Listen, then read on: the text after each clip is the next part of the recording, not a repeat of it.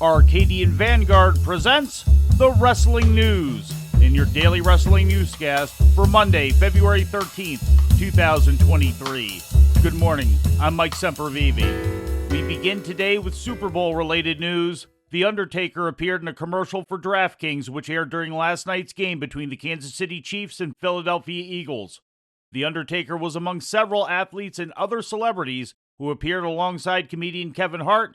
They included Tony Hawk and David Ortiz. WWE also aired its own Super Bowl commercial last night, the latest in a tradition that originated back in 1999 with the WWF's fondly remembered WWF Attitude commercial, which was filmed at Titan Tower.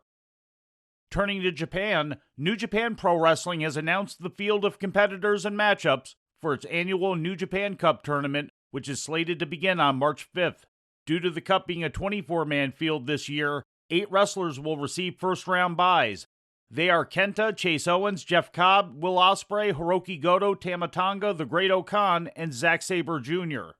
First-round matchups will see Sonata face Taichi, Tetsuya Naito takes on El Phantasmo, Evil against Ren Narita, Toru Yano versus Mark Davis, David Finlay takes on Tomohiro Ishii, Shota Umino against Yujiro Takahashi, Yoshihashi against Kyle Fletcher, and Shingo Takagi against Aaron Hanare. The second round of the tournament is scheduled to take place from March 11th to March 15th, with the Cup ultimately wrapping up on March 21st in Nagaoka. An annual event since 2005, the winner of this year's New Japan Cup will receive an IWGP World Heavyweight title shot during New Japan's Sakura Genesis and Ryogoku event on April 8th. And finally, from Mexico, CMLL ran their weekly show in their home building of Arena Mexico yesterday. In the main event, Místico, Soberano Jr., and Templario defeated Dragon Rojo Jr., Stuka Jr., and Titan by disqualification in a Relevos Increíbles style tag team match after Dragon Rojo fouled Templario. The penultimate bout of the night featured another 6-man tag team match. Euforio, Hechicero, and Mephisto defeated Oraculo, Rey Bocanero, and Rocky Romero.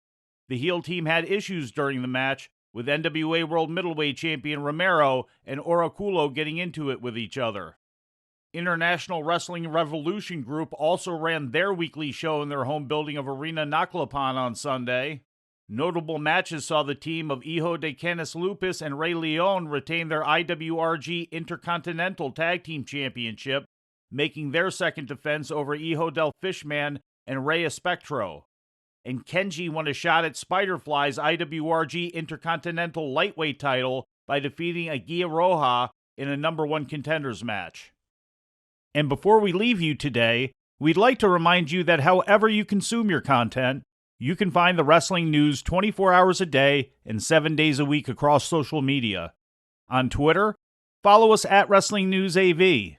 Our Facebook page is also Wrestling News AV.